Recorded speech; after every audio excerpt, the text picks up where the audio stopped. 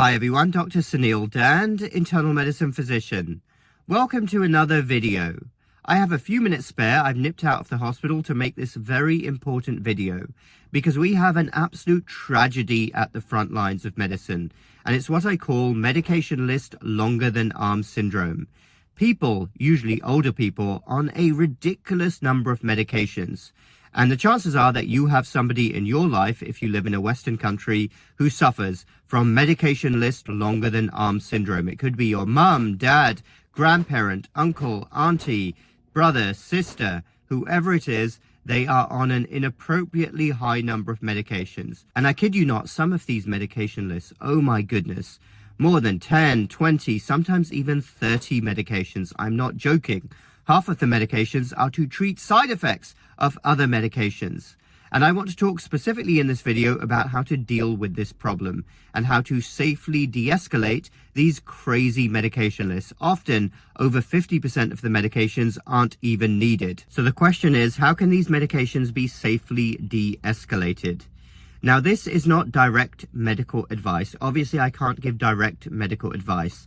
Never abruptly change or stop a medication yourself. Always do so under medical supervision. Hopefully you have a good doctor who is amenable to the medications being safely de-escalated. That's what every good doctor should want to be doing.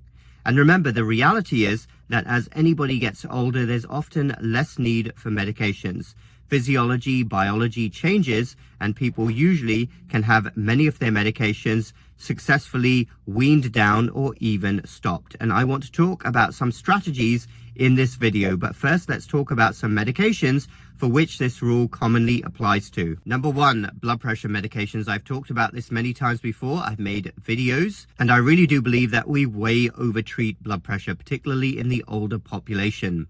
So whether you're on 1, 2, 3, even more blood pressure pills, it's paramount to keep close watch on your blood pressure. Ideally, have a home blood pressure machine and monitor your blood pressure at home. Document everything, write everything down, and discuss with your doctor whether there are opportunities to wean down the medications or even stop some of them if you are on multiple blood pressure pills. You definitely don't want to be walking around with a low blood pressure if you are older. All sorts of complications can result, including feeling faint or even falling. Number two, statin medications. If only the clinicians who are so intent on prescribing statins like candy knew about the actual research, the actual data really following the science. What are the true benefits? Because they are often nowhere near as good as one may be led to believe. And especially at extremes of age, the risks of statins can outweigh the benefits. This is why it's so important to have that discussion with your doctor. I made a recent video about the link between cognitive decline and being on statins. Do you really need to be on a statin? And what does the actual science say? Hopefully your doctor knows this themselves, because I find in a lot of people, statins can be successfully weaned and stopped. I've done this in a lot of my relatives as well. But obviously, it's on an individual case-by-case basis based on history and true risks versus benefits. Number three, antidepressants and other mental health medications. Many people are on these for many decades.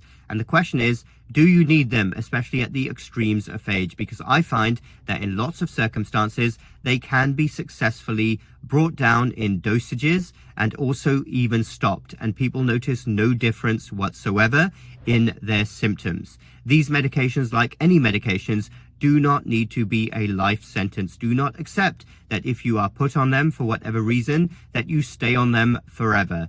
Have that discussion as well with your doctor. Number four, pain medications. I would obviously include narcotics in this category, but also medications like gabapentin. I'm really not a fan of that medication. I've talked about that before. Gabapentin prescribed for nerve pain. And the reality is, of these medications, narcotics, and in fact many classes of medications, they work by affecting receptors in the brain.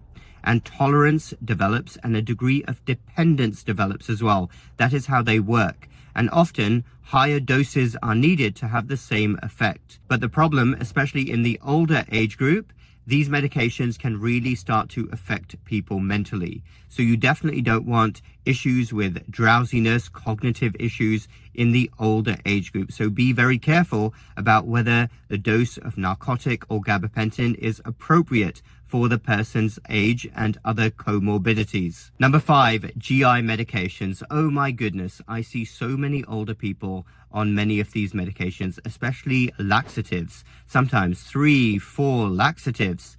And the situation that I see is that older people are getting sicker, they may be getting more frail, and they're going to the bathroom too much, they're losing fluids, electrolytes, and then all sorts of problems develop. So do you really need all of your GI medications? Has any tolerance developed to those as well? And are you just taking them as a habit when you don't even need them? Number 6, diabetes medications, particularly type 2 diabetes medications. These lists of medications for diabetes are exploding. Back when I was in medical school, which wasn't that long ago, there were only 2 or 3 medications that we used. Now, of course, type 2 diabetes is a massive industry. We don't want to talk about the toxic food environment, but we do want to pile medications onto people. And the problem, especially over the age of 65, is that some people can become prone to low blood sugars. So this needs constant review. People need to keep their blood sugars under close surveillance and keep discussing all of their diabetes medications, whether it's a pill or an injection, with their physician. So you look over your medication list and you realize that there are some opportunities, hopefully lots of opportunities, for de-escalation of this ridiculous list. What do you do next? What discussion do you have with your clinician? Well, first and foremost, if you think that something is not really needed, I want you to ask your doctor, is this medication really needed? Then you ask them, how do I de-escalate this medication safely? What options exist? Can I reduce the dose? Can I go to every other day? It doesn't have to be all or nothing. Remember, you could take a medication every 2 days or even 2 or 3 times a week. And then how can I stop this medication? And that is my goal, to stop as many medications as possible. Medications can be great. Obviously, they can be life-saving, but they are a foreign chemical in the body, and ideally they are only used as a last resort. That is the ultimate goal, to discontinue a medication safely. I absolutely love it when I get to do that, because I see my job as a doctor to prescribe medications only when needed. The goal isn't to have people on medications forever if it can be avoided. But I'd like to stress again once more, remember, this should be done under medical supervision. So those are some strategies then, and I hope you or a loved one can successfully de-escalate the medication list if it's got absolutely ridiculous. Remember, unfortunately, there are huge segments of the medical establishment and of course the pharmaceutical industry that have no interest whatsoever in de-escalating medications. They want to make as much money as possible. They want profits. A lot of other agendas out there. So this is something frequently that you have to lead either for yourself or a loved one. But my own strong hypothesis as a doctor is that over half of medications in over 65s in Western countries are not even needed. So do have a think about that and discuss with hopefully your good doctor. Thanks everyone for watching. Feel free to leave a comment down below. I enjoy hearing from all of you and especially hearing all of your stories. Check out my website, my health programs, and my free downloads. Those links are down below. Hit the like button if you like this video and the bell button for more similar videos in the future.